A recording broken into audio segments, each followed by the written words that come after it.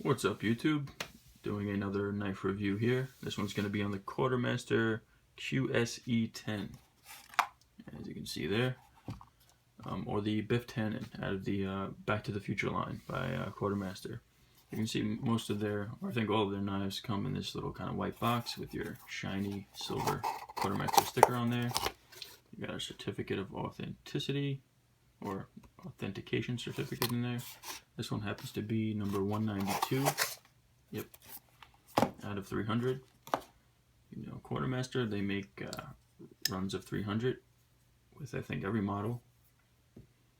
192 there on the spine.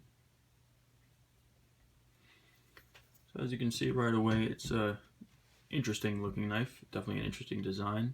Kind of blocky and angular. You noticed right away there's these lines all throughout the frame and blade.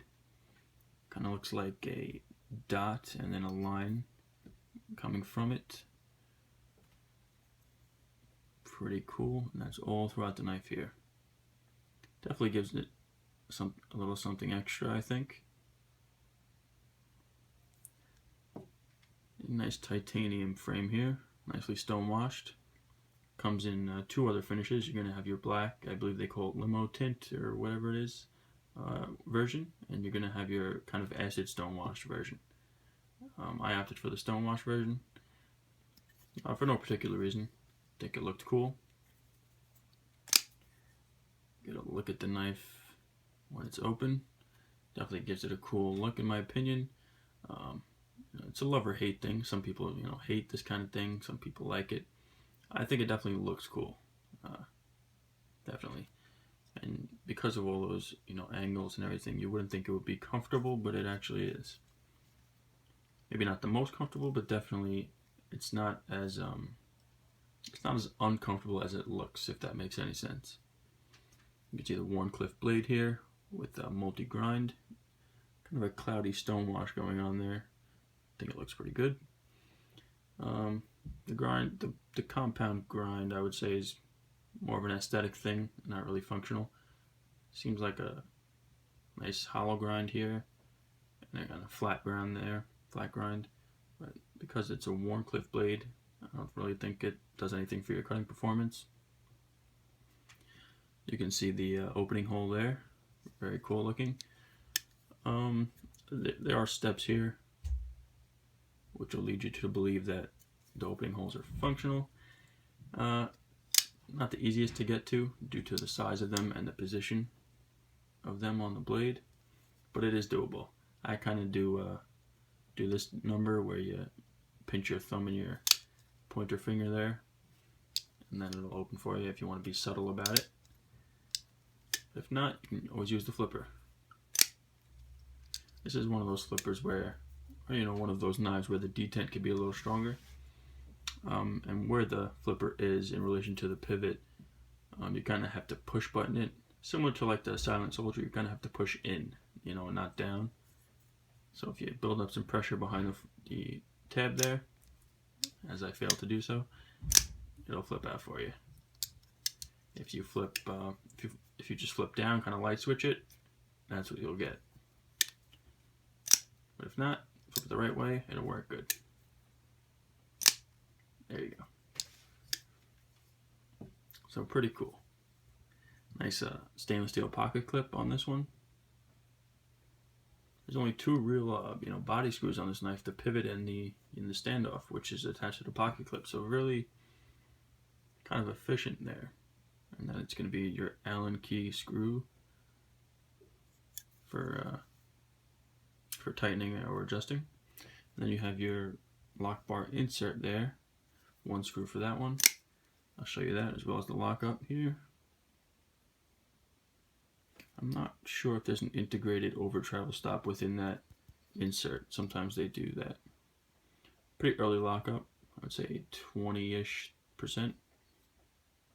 I'm sure that'll wear in over time. But it'll wear less if it was, well, I'm saying it'll wear more if it was titanium, but it is steel on steel. Got the Quartermaster logo there, made in Texas, USA. Always like to see USA made products and companies. So pretty cool knife, in my opinion. Like I said, we'll go ahead and do some size comparisons now. All right, first with another Quartermaster. This is a QTR6. You can see it's much smaller overall than that one. Very similar in size, at least lengthwise, to a Delica. You know, blade shape is blade size is pretty similar, and handle size is pretty similar, but certainly not in thickness. For a while there in the beginning, Quartermaster was really just known for making these, you know, really beefy, you know, chubby knives. You could definitely feel when they're in your pocket, and this one is an example of that. You know, maybe not the best slicers, but will they cut paper? Yeah, they'll cut paper. Cut some rope. But you're not gonna do any, you know, food prep with a blade like this. You see the tip there? Very strong tip. This is kind of something that was popular for a while, and maybe still is, you know, overbuilt, you know, hard use knives. You know, can you use this as a pry bar? Man, I wouldn't recommend it. I would recommend using a pry bar. You know? But in a pinch, yeah, I'm sure you could. You can see the flipper kind of acts as a guard in the open position, so you don't slip up on that straight edge there.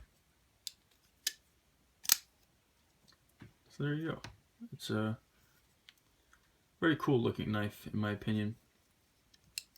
I would say, as a collection piece, you know, a lot of guys, you know, collect Quartermaster knives, you know, from every model to every finish in every model, you know, every version. As a collector, if you want to pick up this knife, yeah, I would say go for it, as I bump the tripod. But as a user, you know, for sheer cutting performance, I would probably say pass on it. You know, there are other offerings from Quartermaster, and, you know, many other offerings at this price point that you're going to get better cutting performance. But it's all a preference thing. So there you go, guys. This is the QSE-10, or the Biff Tannen, out of Quartermaster's Back to the Future line. And I hope you enjoyed the video, and I will see you guys on the next one. Thanks for watching.